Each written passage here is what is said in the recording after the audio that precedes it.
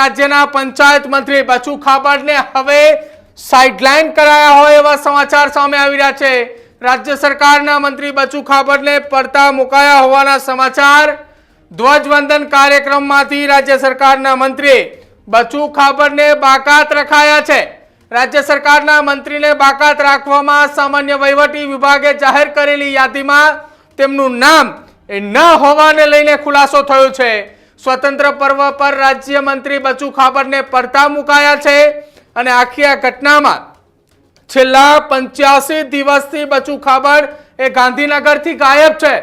ગાંધીનગરથી બચુ ખાબડ એ ગાંધીનગરની અંદર કેબિનેટ બેઠકમાં પણ નથી દેખાયા અને હવે બચુ ખાબડે કદાચ હવે મંત્રીએ કાગળ પર રહ્યા હોય એવું લાગી રહ્યું છે।